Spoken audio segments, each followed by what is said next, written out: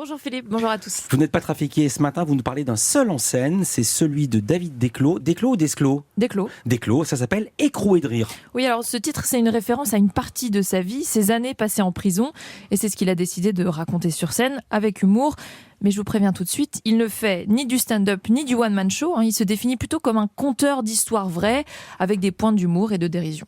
Je m'imagine chez les gens, devant leur cheminée, et que voilà, je leur conte une histoire. C'était comme ça que je voulais le faire, parce que pour moi, c'est beaucoup plus percutant que si j'avais fait une série de blagues, de sketchs. Je voulais vraiment sous la forme d'un conte, que les gens rentrent dans l'histoire dès le début jusqu'à la fin. Et ça marche parce que les gens me disent que le concept, ils adorent.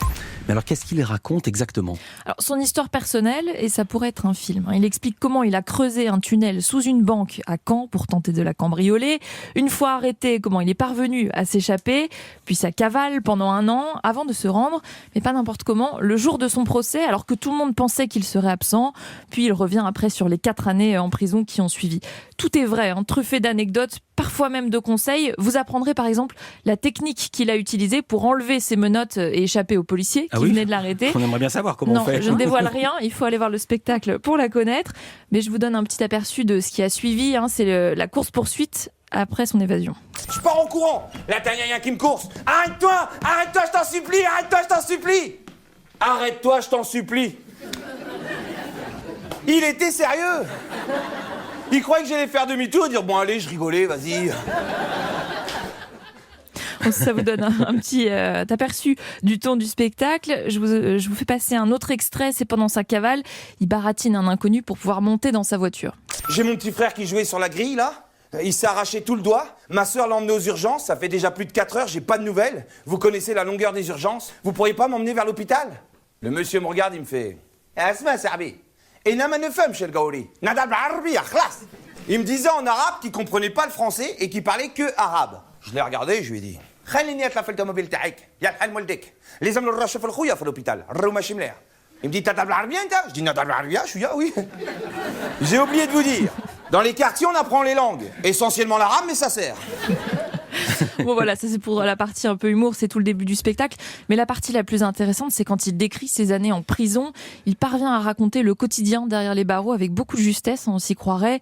Les co-détenus qui sont plus ou moins fous, et puis le bruit incessant, insupportable.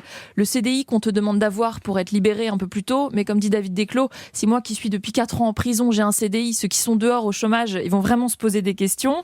Et puis il y a la tristesse des familles qui viennent au parloir, qui font la queue, qui sont fouillées. Lui, c'était sa femme Nora, qu'il a attendu pendant 4 ans. Et toute son expérience, il l'a écrite en prison, justement, et aujourd'hui, il veut qu'elle serve de leçon. Essayer de montrer à tous les jeunes qui font les imbéciles à quel point nos mères, nos pères, nos enfants, nos femmes souffrent, sont eux aussi dans une prison dorée. Et pour eux, c'est vraiment pas rose.